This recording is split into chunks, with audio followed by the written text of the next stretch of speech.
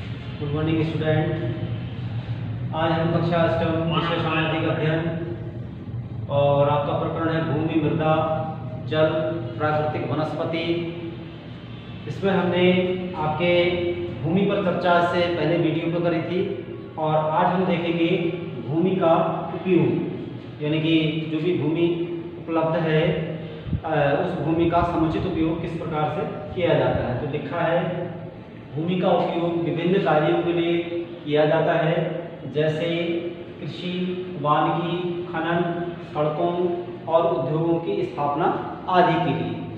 ऐसे ही साधारणतः इसे ही भूमि उपयोग हम कहते हैं, अर्थात जो भी कुल भूमि मानव के पास उपलब्ध है या तो वो उसका उपयोग कृषि कार्य के लिए करता है ताकि मानव की भोजन आपूर्ति हो सके, वानिकी के लिए होता है या माइनिंग खनन कार्यों में भूमि का उपयोग किया जाता है, सड़कों के निर्माण के लिए या उद्योगों की अवस्थापना के लिए।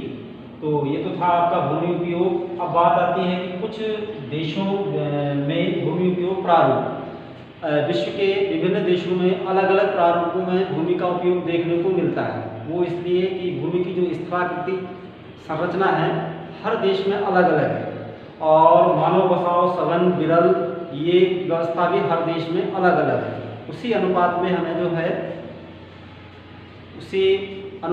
हमें उस देश में भूमि उपयोग का प्रतिशत दिखाई देता है। तो आज हम देखते हैं कि विश्व के कुछ देशों का उदाहरण हम ब्लैक बोर्ड में देख रहे हैं कि किस प्रकार यहाँ जो भी भूमि उन देश में उपलब्ध है वो उसका कितना प्रतिशत किस कार्य के लिए करते हैं।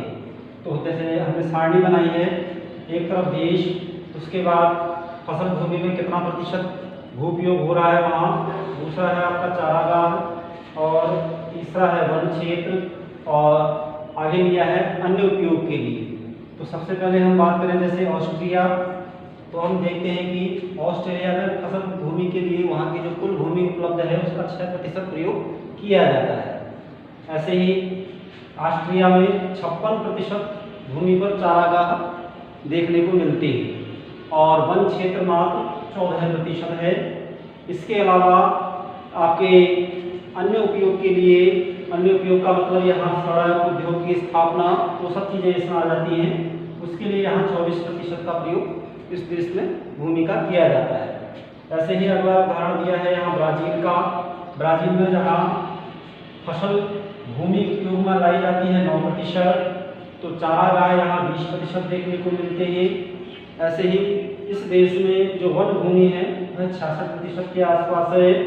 ऐसे ही अन्य उपयोग के लिए जो यहाँ भूमि का प्रतिशत है वह 5 है। ऐसे ही अगला देश हम देखते हैं कि चीन में हम देखेंगे ठीक इसके विपरीत हमें दिखाई देता है कि जहाँ 10% उस चीन के कृषि भूभाग पर जो है कृषि कार्य किया जाता है। ऐसे ही 34% भाग पर यहाँ चारागाह हैं, तो 14% भाग पर वन क्षेत्र देखने को मिलता है और अन्य उपयोग के लिए चीन में 42% दिया गया है। ऐसे ही हम अपने देश भारत की बात करें तो यहाँ हम देखते हैं कि कृषि भूमि का जो भाग है वह 57% है, अर्थात सघन आबादी, जनसंख्या का बड़ा आकार वह हमें अधिक कृषि करने के लिए, अधिक कृषि भूभाग को कृषि कार्य में प्रयुक्त करने के लिए प्रेरित करता है। तो देखते हैं हम यहाँ 57% भाग पर जो है कृषि कार्य किया जाता है और चारागाह की बात करें तो केवल 4% भूभाग पर ही चारागाह देखने को मिलते हैं और वन देखें तो 22% भाग पर वन है, जबकि संयुक्त राष्ट्र संघ के जो मानक हैं वह मानक है कि 33% भूभाग पर वन होना चाहिए, लेकिन हम देखें तो हमारे देश में भी 22% भूभाग पर ही वन दिखाई देते हैं।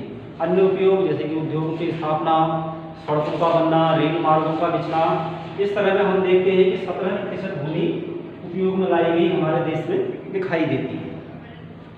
तो विशेष रूप से आप भारत में ज़्यादा फोकस करें क्योंकि संबंधित क्वेश्चन जो है इसी में से अधिकतर आते हैं, तो इसको देखेंगे। ऐसे ही अगला देश दिया है इसमें फ्रांस, और फ्रांस की बात करें तो यहाँ कुल भूमि का फसल के लिए यानी कि फसल भूमि के लिए 35% उपयोग में है और चारागाह यहाँ 21% क्षेत्र में देखने को मिलते हैं।